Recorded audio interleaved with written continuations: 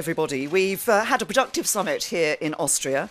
There was a good discussion over dinner yesterday about tackling the generational challenge that is posed by migration, on which the UK is committed to working closely with the EU both now and in the future. And in particular, I spoke about what more could be done to eliminate people trafficking and the vile adverts that are being put online to lure migrants into making perilous journeys. And the UK will be at the forefront of efforts to ensure that social media can never be a platform for this appalling crime. We had a session this morning on internal security, where I gave an update on Salzburg. I thanked EU leaders for their strong response to this reckless and criminal act by two officers of the Russian GRU, and this sends a very strong message on our collective determination to defend the international rules-based system. This informal council has also been an opportunity to discuss our Chequers proposals directly with EU leaders. I've just had a frank bilateral meeting with President Tusk. He's confirmed the commitment of the other 27 member states to reaching a deal as soon as possible, but there are two key issues we need to resolve.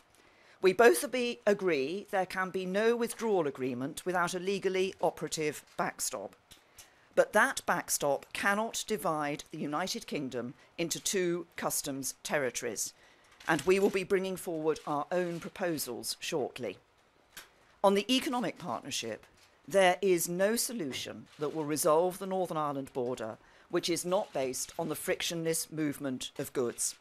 Our white paper remains the only serious and credible proposition on the table for achieving that objective. So there's a lot of hard work to be done, but if the political will is there on the other side, I'm confident we will reach a deal, and to do so is in the EU's interests as well as the UK's. Laura?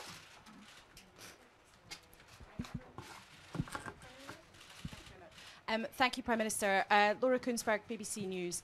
The President of the EU Council has made it clear he doesn't think your plan can work. Chancellor Merkel has said there is still substantial progress to be made. Other European leaders have made it plain today they do not think that Chequers can work. So with the EU against your plan, with large chunks of your party at home against your plan, how can you credibly cling on to the deal you struck at Chequers with your cabinet? Well, look, I'm negotiating, and I'm negotiating hard in the interests of the British people. I'm negotiating to deliver on what the British people voted for in the referendum. But I'm also clear that if we're going to deal with the commitments we've made in relation to Northern Ireland, we do need to ensure that there is no hard border between Northern Ireland and Ireland. And we need to do that in a way that retains the integrity of the United Kingdom. To do that, we need to have the frictionless movement of goods across the border. The only proposal on the table at the moment that will deliver on that frictionless movement of goods across the table is the proposal that we have put forward in the white paper. So yes, concerns have been raised. I want to know what those concerns are. There's a lot of hard work to be done, but I believe that there is a willingness to do a deal. But let nobody be in any doubt that, as I've always said, we are preparing for no deal.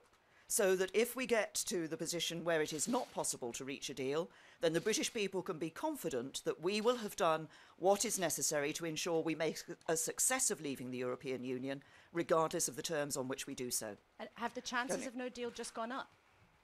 We are continuing to work for a good deal. I think you will have heard both President Tusk and a number of the EU leaders saying that they are looking and hoping, working to that good deal. But there's a lot of work to be done, and we will be doing that, obviously, over the next few weeks. And what will continue to drive me will be delivering for the British people. Faisal. Prime Minister, it was you that said rather recently it's either my deal or no deal. As we've heard, the EU Council, having talked about this, the EU27 have said Chequers won't work. The Dutch Prime Minister just stood at that lectern and said the Netherlands is better prepared for no deal than the UK. Isn't this all starting to fall apart now? No, look, I have always said that these negotiations were going to be tough. And at various stages of these negotiations, different tactics would be used as part of those negotiations. What I'm focused on is delivering on the vote of the British people and delivering that in a way which ensures we maintain, we deliver on our commitments of no hard border between Northern Ireland and Ireland, that we do so by retaining the union of the United Kingdom, and we protect jobs in doing that. The proposal we have put forward is the only proposal on the table that actually delivers on that long-term sustainable future by offering the free and frictionless movement of goods across borders. So if there are concerns from the European Union, let's hear what those concerns are, and let's sit down and look at those concerns. But what we need to ensure is that at the end of the day, the deal that comes out of this is one that delivers for the British people. I believe that we can reach a good deal which does exactly that, but is also in the interests of the European Union. And the key. Yes, Jason. Jason Gross from the Daily Mail. Prime Minister, you came here hoping for some warm words and encouragement on Chequers and also for a firm date in the diary in November to actually get a deal hammered out. You've got the EU President saying your proposals won't work, and the prospect of that summit seems to be receding.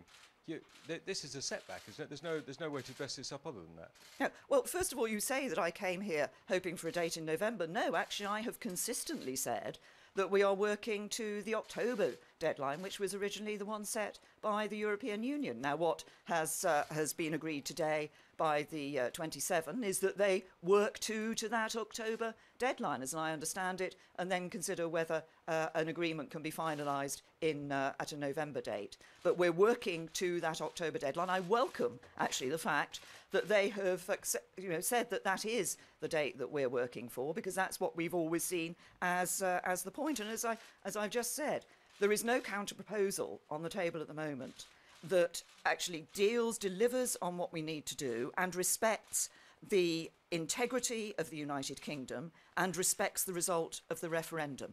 That's what we've put forward. Tom.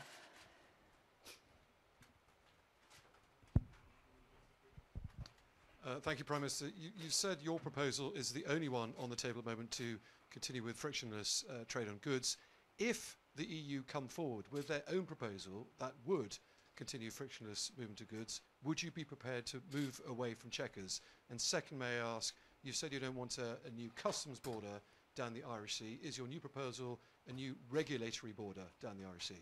Well, you'll see what our new proposal is, Tom, when we come forward with it. What I'm very clear about, and I have said consistently, is we need to ensure that nothing is done which effectively carves Northern Ireland away from the rest of the United Kingdom. And that's why I've raised the issue and objected to the Commission's original proposal in terms of what they said put forward, which would effectively have created a border down the Irish Sea. Now, as I've just said, if there are concerns about the proposal we've put forward for frictionless goods, let's actually understand what those concerns are. I understand reference has been made to the integrity of the single market. Actually, we looked at that. We recognise the need and the EU's desire to respect the integrity of the single market, and that's why we've put forward a proposal which we believe does exactly that. Mesa? Thank you, Prime Minister. Two EU leaders today have said that there should be a second referendum in the UK. And in fact, the Prime Minister of Malta said that the EU were unanimous in wanting to see a second referendum. Do you think too many people in the EU are pinning their hopes on Britain changing its mind about Brexit? And do you think that the voices back home that are calling for a second referendum are undermining your push to get a deal?